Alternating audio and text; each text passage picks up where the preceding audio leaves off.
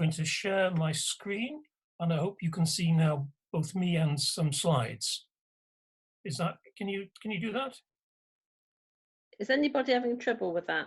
Or like, as far as I can see, Anne, you're the person who's highlighted, and you're the only person at the moment. Right. I can see it. I think everyone else can. And you can hear me, can you? Yeah.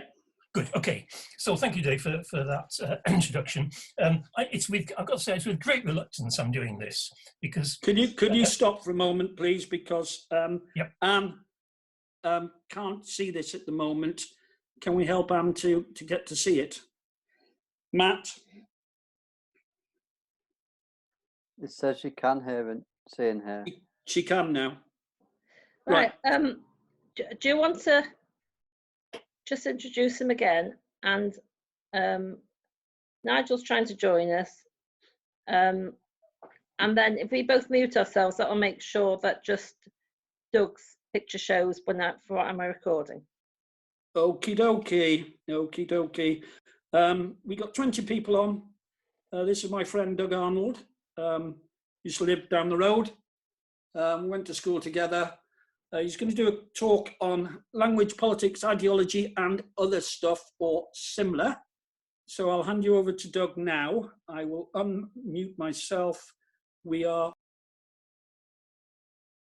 Okay, Dave's still talking, but he's muted himself. So unless somebody starts waving at me, I'm going to carry on now.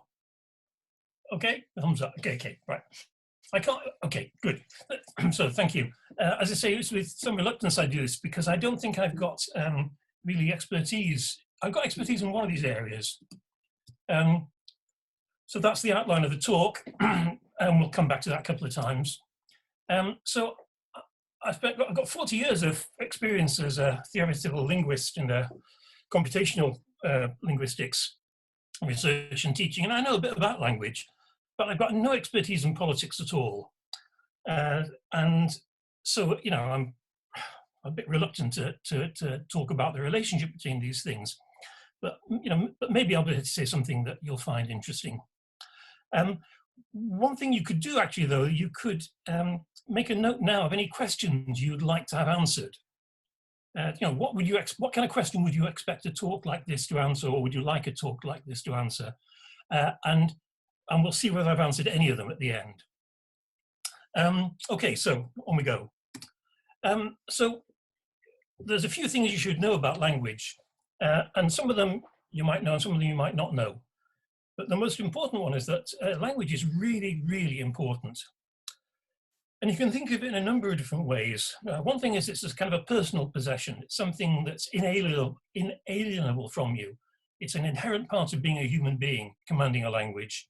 Almost everyone, I mean really almost everyone, has at least one language at their disposal. And it's something you can't really control. So if I speak to you in a language that you understand me.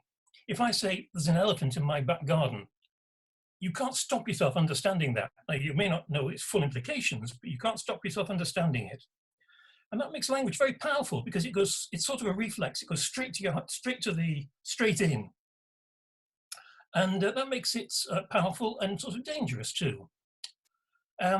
It's inherent to human beings. It absolutely defines us as a species, the ability to handle languages. It's not taught, and it's also not really learned by small children. It sort of grows. And the language you have is a major part of your identity. I'll say some more about that in a minute, but it's sort of more important. It's important to you as your face, important to you as your clothes that you put on, and less easy to change than your clothes or as easy or difficult to change as your face, I suppose. So you can think of it as a personal possession, something individual, because it's also a social institution. It's something you share with the community, or perhaps with various communities. And in some ways, it's the fundamental social institution because it's the one that actually allows all the other institutions to function. At least it's one of those. So, for example, you can imagine a society without all sorts of institutions. You can imagine one without armies or churches, but you can't imagine one without language. You can't even imagine a church without language, or indeed an army or anything else really. So when you think about a language, you think about it as a system, a collection of things, and the things are things like words, but also smaller things than words. So what we call morphemes, which are parts of words. Things like the anti in anti-fascist or the ist in fascist. Phonemes, which are the individual sounds, and rules for putting them together. So it's a system, but it's also a tool for doing lots of things. And I think it's quite difficult to know which of these are most important.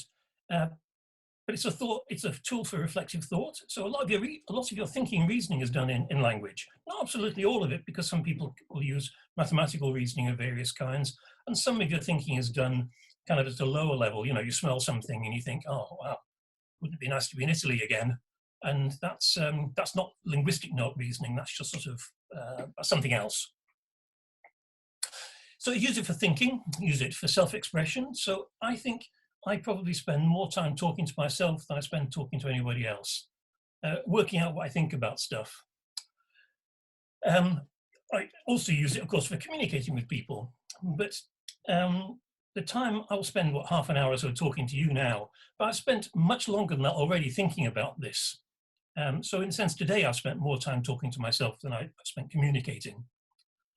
It's a way of doing things. So there are things you can do with language you can only do with language. So for example, making a promise. The only way you can make a promise is with language. Say, I promise to do that. So it's a multidimensional tool. It's a tool that does lots of things at once. And that's one of the strengths and one of the difficulties with it, especially as regards politics, as I'll try and work out in a minute. I guess if people have got questions or want me to go slower, quieter, louder, you're going to have to find a way of communicating with me. I have no idea what it's going to be. But if you can get somebody else to wave at me, maybe that'll work. Okay, I think it's useful to distinguish between a language that's a system of words, stuff like that, and rules for putting them together, and how the language is used, what system's used for example, expressing affection, telling jokes, lying, and how it's used, what it's used for and how it's used. So it can be used honestly, disingenuously, wittily, poetically, all sorts of things. So if you take a phrase like enhanced interrogation techniques, which is a euphemism for torture, you can say that's an abuse of language, but it's really a bit of English. It's not non-language. It's a legitimate piece of English. It's just being used in a way that used in a way that is worth drawing attention to. Oh, I'm going to say more about that later. So, misapplying a term. So if you point to an elm tree and call it a beech tree, that could be a linguistic mistake. It's much more likely to be a botanical mistake. And there are big philosophical questions which I'm going to ignore unless somebody asks about how we keep language lined up with the world. You know, why it is that beeches are beeches and elms are elms, as opposed to the other way around, if you see what I mean. So people will sometimes confuse these two, or rather, yeah, as far as I'm concerned, confuse them. As though certain things, that people are misusing the language, meaning that they're sort of violating the language, but they're really not. They're using the language in a way that we disapprove of. When people talk about alternate facts or things like that, it seems to me that's an abuse of language, but it's definitely a bit of English. Okay, so I said before, it's a multidimensional tool. And the importance of that here is that what you say conveys much more than its content in a narrow sense. So intentionally and unintentionally, when you speak, you convey a great deal about yourself. So you convey your gender very quick, and not with 100% reliability, but within 2 syllables of somebody speaking, you know whether they've got a male voice or a female voice. You need to do this because you need to adjust your settings on your perceptual settings to allow for that. You know whether someone's young or old. You know it partly by the quality of their voice, but also by the way they speak, what words they use, what expressions they use. You know about somebody's regional origins. You know about their class, something about their social class, something about their educational level, and probably something about their occupation, depending on what languages, what terms they use. You'll be able to work out something about what they think the current situation is. So, for example, it's a remarkable fact, if you know me, that I haven't sworn at all in the last 20 minutes. And that's because I think this is a kind of situation where you don't swear. And that may change as we get to know each other better. But that fact of my behaviour is telling you how I'm thinking of this event. It'll tell people about your mood, about your state of health, about your state of sobriety. So it tells you lots. Every time you open your mouth, you tell people lots of things, intentionally or unintentionally. Moreover, what you say conveys meaning that goes beyond what you actually literally say, and in several ways, which I'm going to talk about. So this is the kind of thing that you would get a lot of in an undergraduate course on linguistics, but we're going to through it quickly, not worry about the details. So one kind of meaning, so if I say Sam kissed Kim, I automatically convey that Sam touched Kim. You can't kiss someone without touching them. It's not kissing if there's no touching.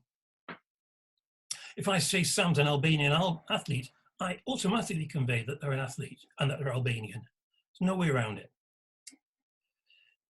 More problematic is if I say Sam regrets kissing Kim, that presupposes that Sam kissed Kim.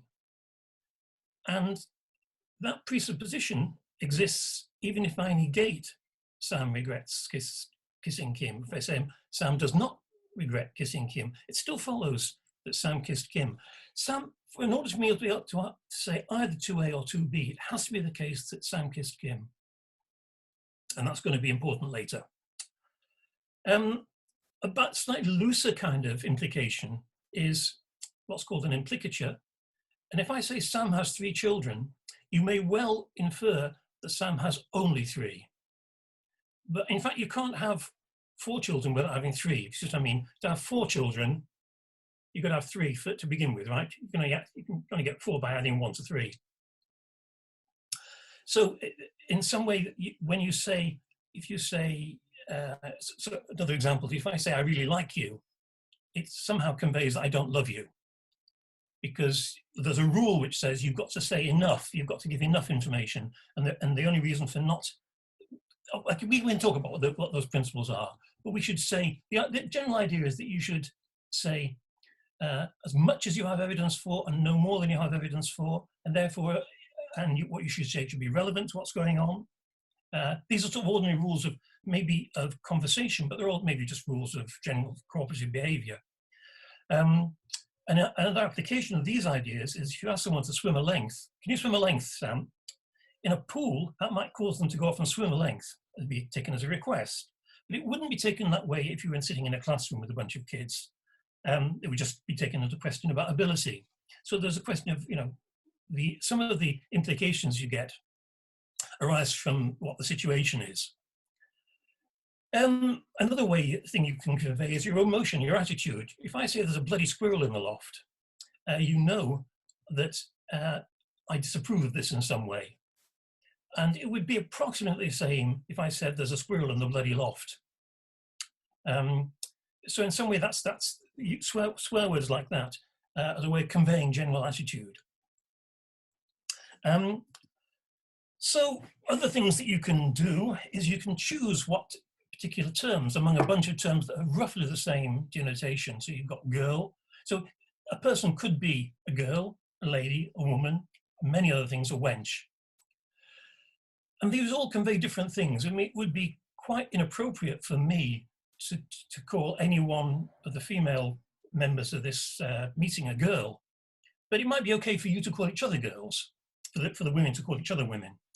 And it would be, I don't know if I called you ladies, I would convey something different from calling you women. And calling you wenches would also be, I'd either have to be being playful historically, or it can be completely inappropriate. You've got, similarly, if you're using something or employing something or exploiting it, it's sort of the same thing, but employing it is kind of positive. using it is neutral, exploiting it is kind of negative. It's going too far with it somehow. Meticulous is good, pedantic is bad. Urine, wee, and piss are different words for the same stuff, but one is medical, one is childish, and one is profane.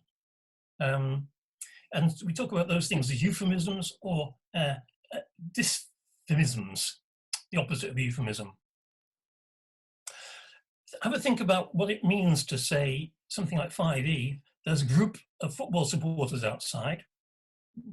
Okay, there's a pack of football supporters outside. There's a herd of football supporters outside. There's a swarm of football supporters outside. These convey quite different things. Why? Because swarms typically associated with insects, herd with animals, pack with animals, but a different kind of animal, right? Pack goes with hunting animals and herd goes with prey animals. Now, these are all kinds of group, but they convey different things because of which one you chose. So your choice of terms, by choosing one, you signal you're not choosing the others. So the presuppositions, I think, are really interesting and weird and challenging and dangerous.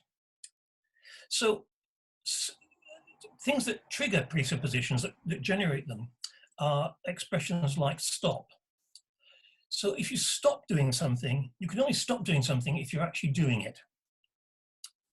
And similarly, if you don't stop it, you can only not stop it if you're doing it. This is why you can't ask a question like, "Have you stopped beating your wife?" You can't answer that with either a yes or a no, because a yes would mean I have stopped beating my wife, and that makes me a dreadful person because I used to beat my wife. And if you say, "Have you stopped beating your wife?" and I say no, that makes me an even dreadfuler person, because not only did I used to beat her, but I still do. That's because of the presuppositions generated by stop. Expressions like "it was the butler that," "it was somebody that," "it was the butler that murdered the captain," imply that this presupposes that somebody murdered the captain. And without that, and so similarly, the presupposition is there. If you negate it, it wasn't the butler that murdered the captain. That starts to be a captain, there has to be a murder. If I said to you completely out of the blue, "My son has borrowed my wetsuit," you would immediately know three things about me: that I have a son, that I have a wetsuit, and that the son has borrowed the wetsuit. But I only said one thing. I said, "My son has borrowed my wetsuit." Now, there's something weird going on there, because the idea is that presuppositions are things that reflect the common ground between participants in a discourse.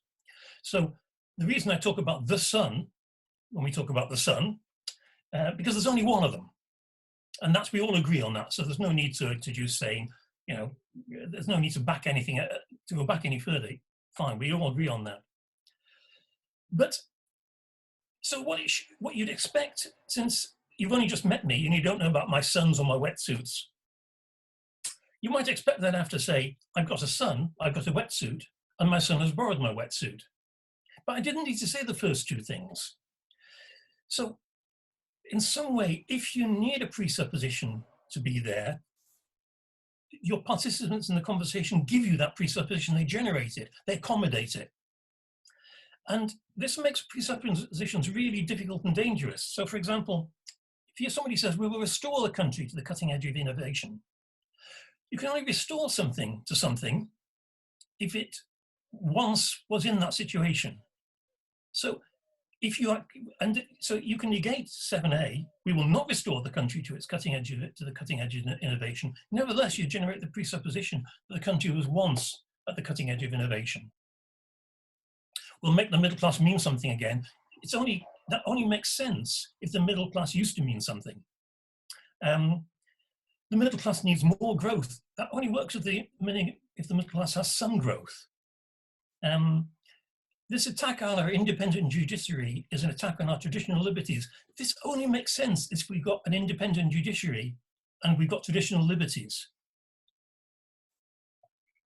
He understood now a more contemporary example. He understood how wrenching it was to take away the ancient right of the British people to go to the pub.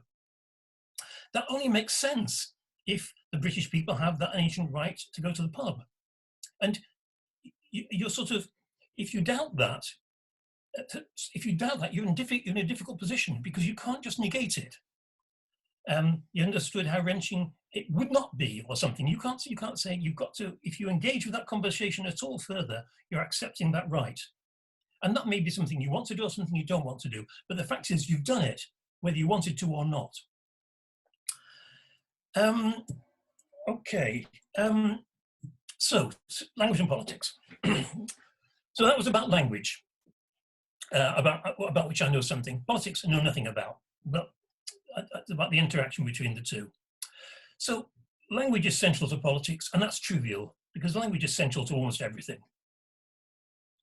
But there's some obvious examples in relation to language and public policy. So national languages, in the establishment of a nation, it's often very important to establish at least one national language. This was important, for example, in Indonesia, in Kenya, in Malaysia. In Indonesia and Malaysia, you've got people speaking lots and lots of different languages, and they had to invent, basically, a language after independence so that everyone could have a common language. They thought it was part of being one nation. They were right. Many countries have several official languages, and that's important because when you recognize somebody's language, you also recognize that group. So India has, I don't know, 50 odd national official languages, and each of those it involves recognition of a group. And this is important just now. I mean, in Wales, it's important that Welsh is a national language that recognises Welsh speakers as a significant group. And of course, it's one of the big contentious issues in Northern Ireland politics is the status of Irish in Northern Ireland.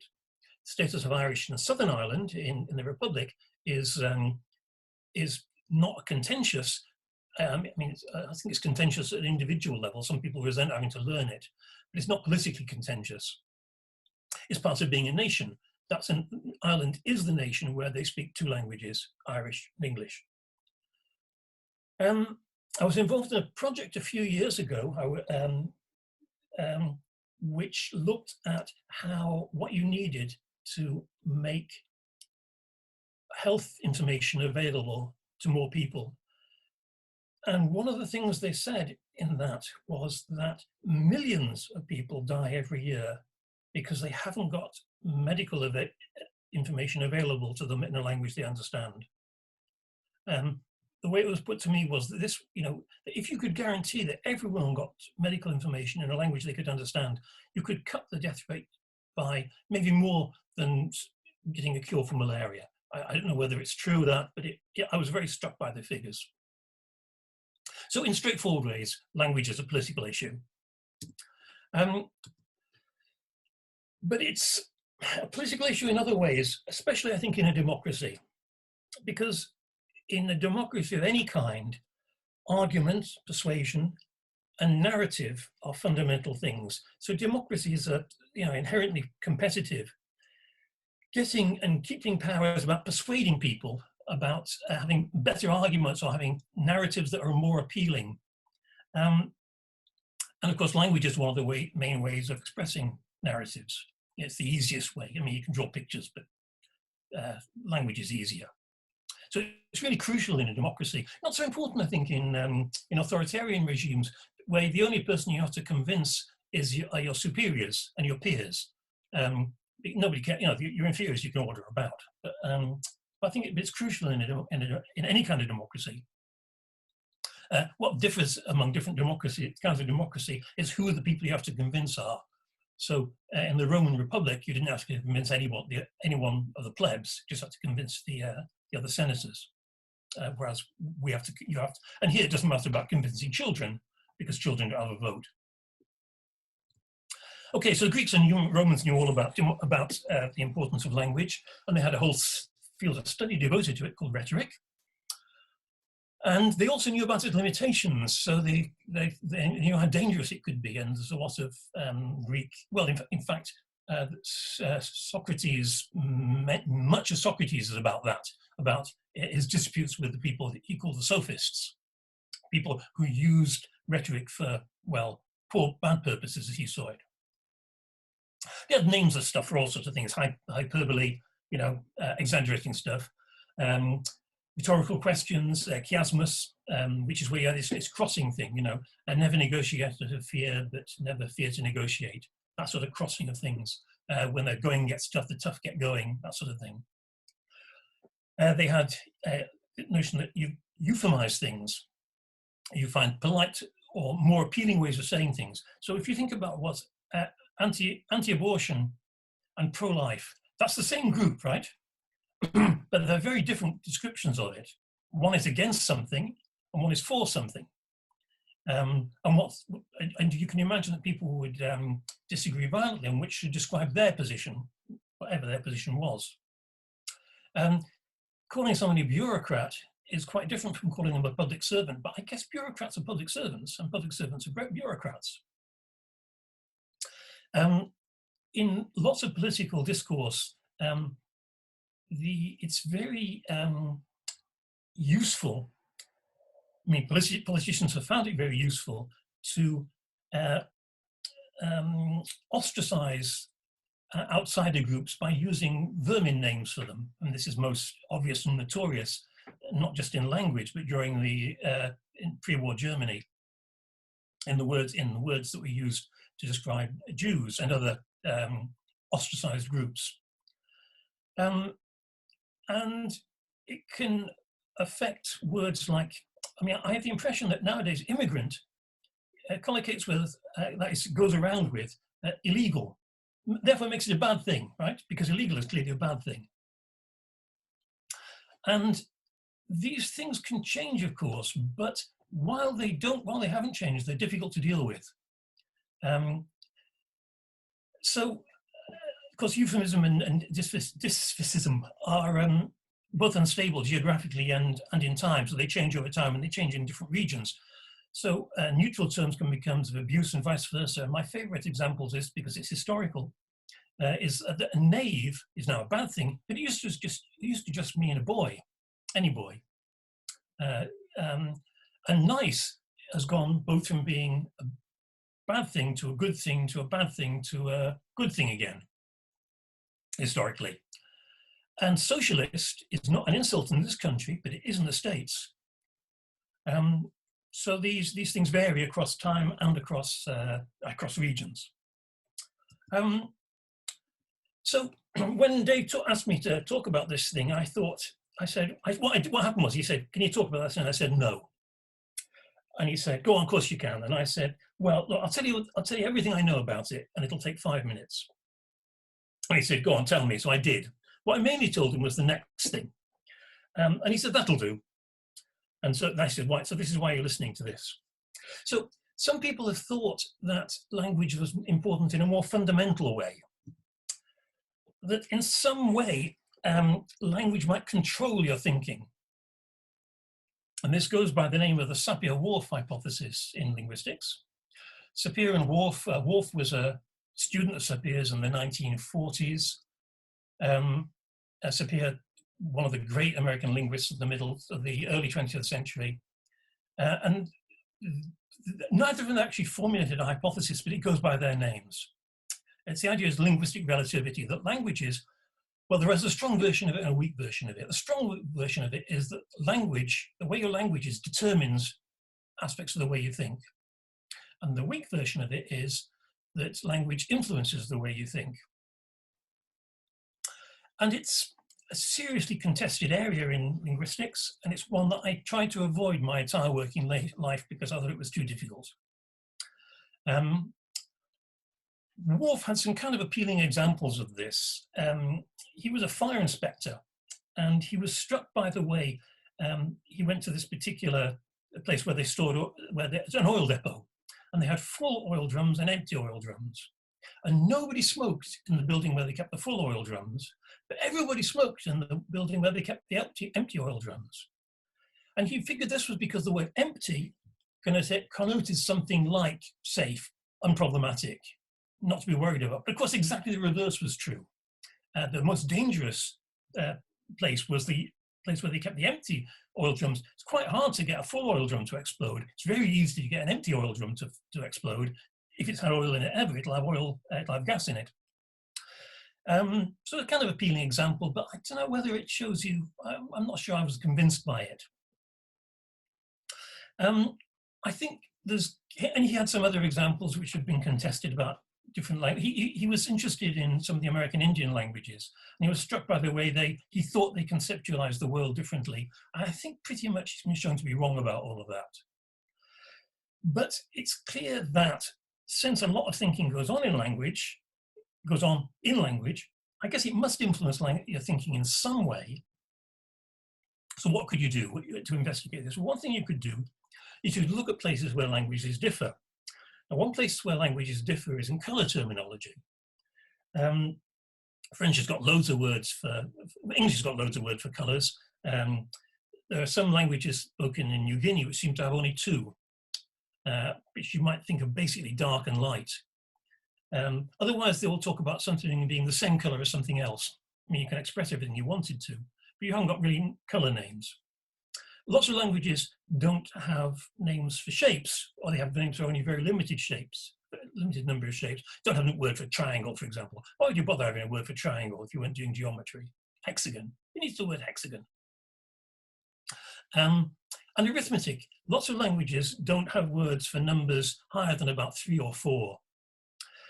Now, what you can do is you can look across cultures and languages and see whether the terminology they've got maps onto the terminology of another language, like, for example, English, and it turns out it does. So if we were to look at, if we were to look at a color chart, and I would say to you, draw a ring around all the things that are red, we'd all disagree.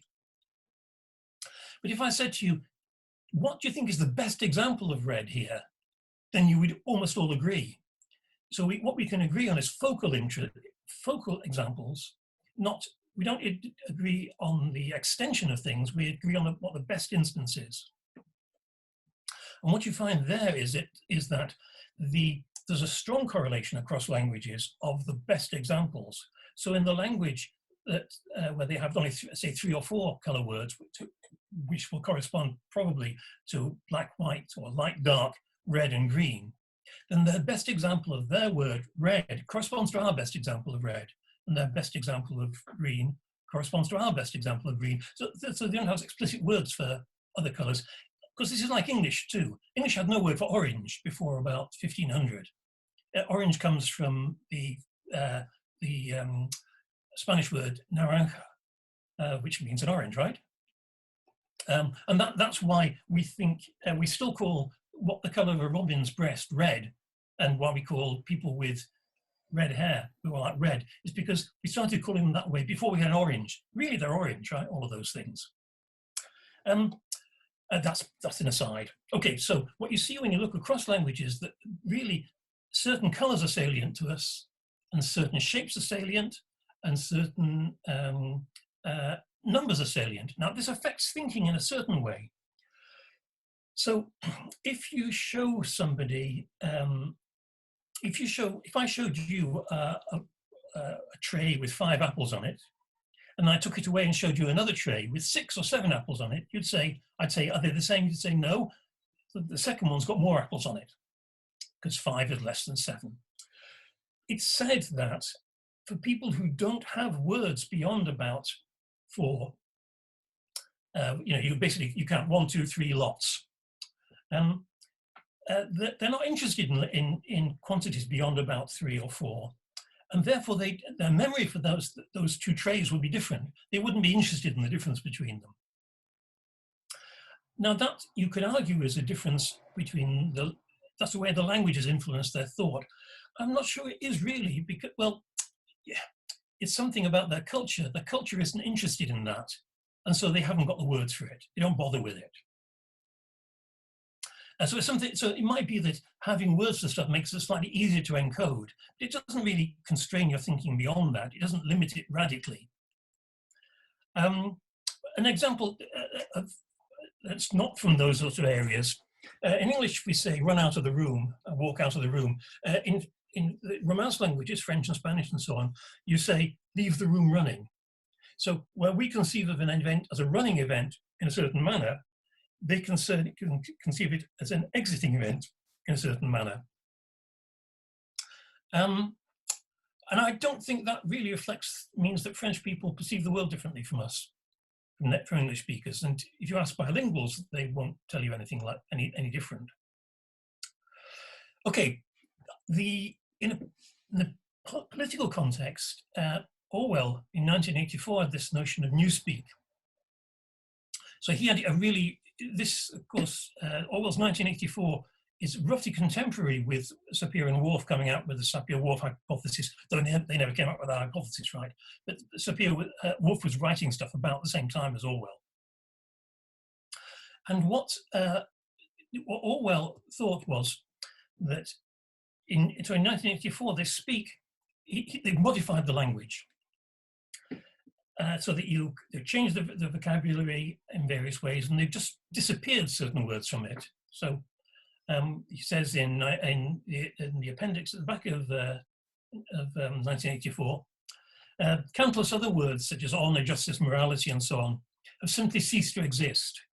They'd introduced a few blanket words to cover them and thereby abolished those words. So there was no notion that he said, because the word justice is gone, so the concept of justice is gone. That's what he thought. Honor is gone. Morality gone.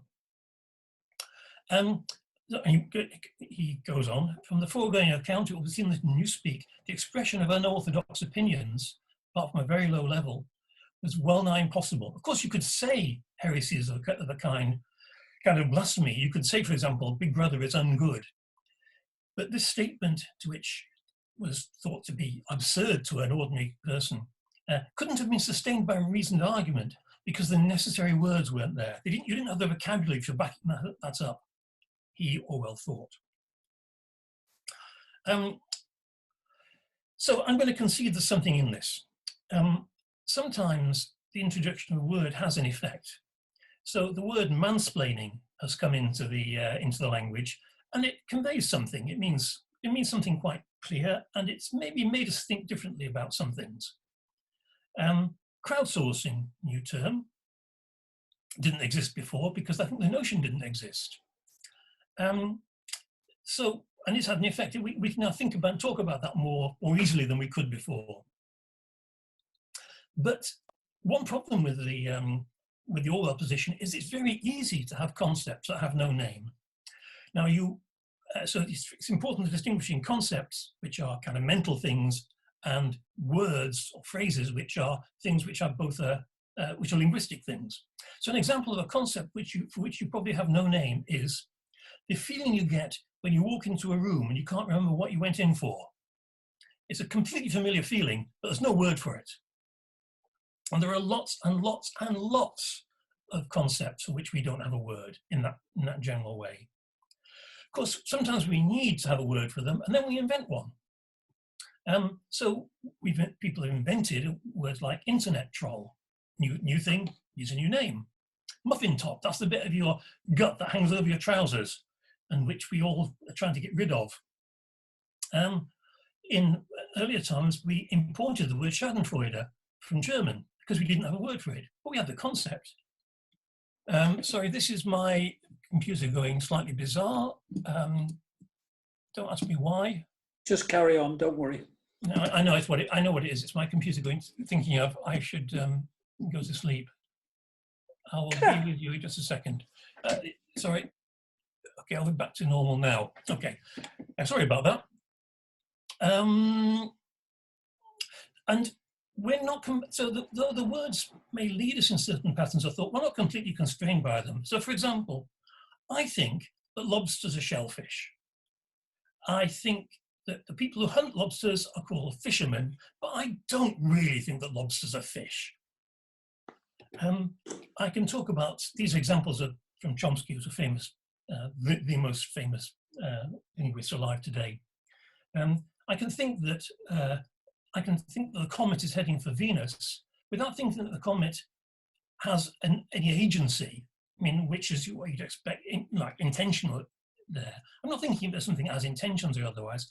So that's what you'd think. You might assume I was thinking that, given I speak that way, but I don't think that way. And nobody does. So the language may seem to be leading us in a certain way, but it isn't really. It's not constraining us. So I would want to say that while language can influence thought, and more especially help us to influence others, doesn't go beyond that. And so we have Orwell again, in Politics and the English Language, says things like the continuation of British rule in India, the Russian purges and the deportations, the dropping of the atom bomb on Japan, can indeed be defended, but only by arguments which are too brutal for most people to face, which do not square with the professed aims of political parties. So they have to change the terminology. You have to use language to hide stuff. And all was against this, I think understandably.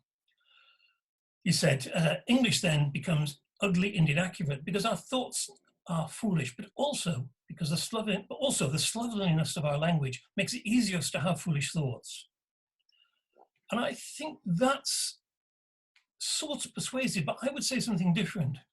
I would say the slovenliness of our language makes it easier for us to pass off foolish, evil, etc. thoughts as non-foolish. So it allows us to masquerade more easily. It's not necessarily that it helps, that it changes the way we think, but it certainly changes the way we're able to communicate. So you can hide what you're thinking about more easily.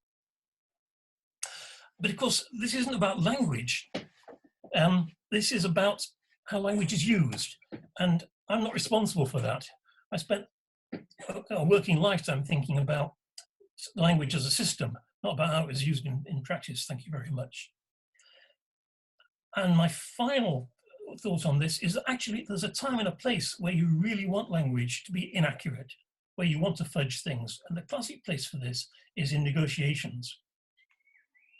So, and negotiations could be international negotiations, or they could be union negotiations or something. The idea is that if you can establish, if you can take one of the things on which you're at loggerheads, and you can fudge it, get a form of words that both groups agree with, then you can get an agreement overall. And it may be that place where you disagree, but it's hidden behind the language, that won't matter for a while. And when you come back to it, when it turns out to matter in 5 years' time, it'll turn out that actually you've got enough trust by then that you can now resolve it properly. So I think there is a time when you want imprecise language, when you want fudging language. Okay, so I'm done now, nearly. So language is central to politics, but language itself is neutral. It's the way it's used that's not neutral. But that's not something that linguists know about. That's like me. That's something that skilled language users, like politicians, know all about. It's art, it's not science. I think there are some tips you can draw from what I've said, which are, when you hear a bit of political discourse, ask yourself, what does it presuppose? Ask yourself why those terms have been chosen, not other ones. So consider alternatives. And ask about what's not, in other words, ask about what's not being said. And because that'll be revealing. It's revealing, but it's not useful. The reason it's not useful is because a slogan is useless if you have to explain it. And you can't counter a slogan with an explanation of why it's misplaced or something. And that's it. Thank you very much for your attention. Thank you, Doug.